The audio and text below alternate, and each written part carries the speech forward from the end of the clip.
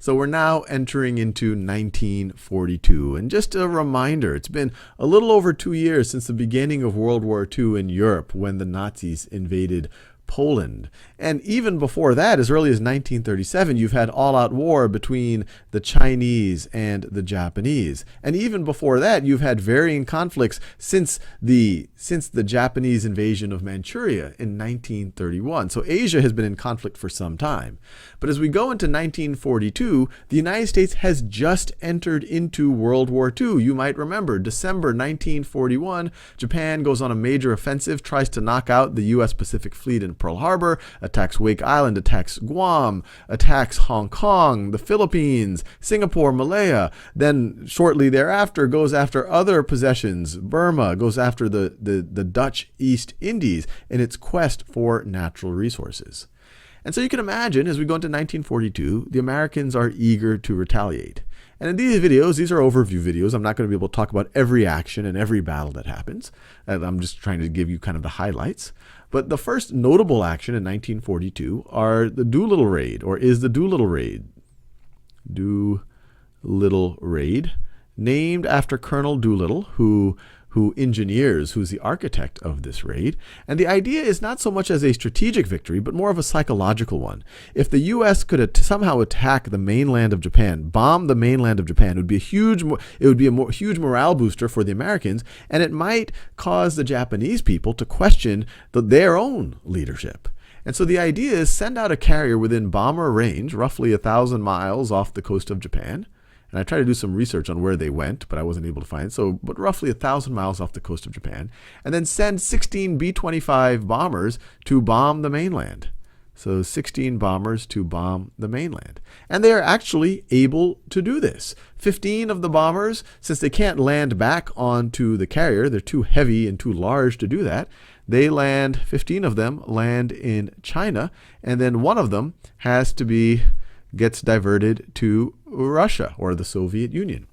And out of the 80 crewmen, all of the planes get lost, but out of the 80 crewmen, 3 are killed in action, 8 are captured, and 3 are killed in captivity by the Japanese. But for the most part, a hugely successful operation. Only months after Pearl Harbor, the U.S. is able to attack the Japanese mainland. So once again, more of a psychological victory than a strategic one, but a major psychological, I guess you could say, accomplishment from the Allied point of view. And so then you can fast forward. So this was in April. Then you can fast forward to May, where you have the first major naval engagement between the Japanese and the American Navy. And that happens at the Battle of Coral Sea, or the Battle of the Coral Sea. Coral Sea, which occurs roughly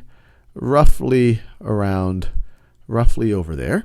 And this is significant because the battle itself, it actually, the U.S. loses more than the Japanese do, but it's able to cripple the Japanese Navy enough so that as they go into their next major offensive, they don't have quite the firepower that they need. And that next major offensive happens in June at Midway.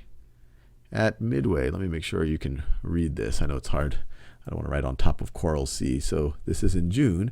You have the Battle of Midway. The Battle of Midway. And at the Battle of Midway, this is a Japanese offensive. Their goal is to further knock out the United States.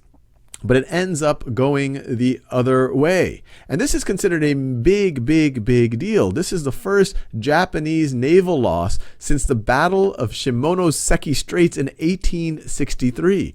So you have a U.S. victory here. A lot of historians even consider this one of the most significant naval battles of all times. But you have a U.S. victory here. And once again, this is only 6 or 7 months since Pearl Harbor. So you have Coral Sea, which is able to cripple the Japanese Navy. Maybe cripple is a strong word, but it's able to kind of pare them down a little bit. Then you have Midway, which is a major U.S. victory. And then that takes us to August, where you have the Battle of Guadalcanal. So you have the Battle of Guadalcanal, where the U.S., there are several islands over here. The U.S. are attempting to take it. The Japanese want to retake it. But between kind of the on-the-ground forces and the naval forces, the U.S. is able to defeat the Japanese and keep them from taking Guadalcanal. And this is a big deal because between Midway and Guadalcanal in 1942, this is kind of the turning point. After this point, Midway, the Japanese went on the offensive here. The Japanese tried to get the U.S. out of Guadalcanal in August. But in both of those, the U.S. are able to defeat the Japanese at Midway. They're able to kind of fend them off at Guadalcanal. And so this is the turning point where the U.S. is able to now go on the offensive. So 1942 is a very, very big deal. It's only months after Pearl Harbor, months after the U.S. enters the war, but it's able to start turning the tide and start to go on the offensive against the Japanese in the Pacific. And what we'll see in the next video is 1942 also marks the turning of the tide in Europe.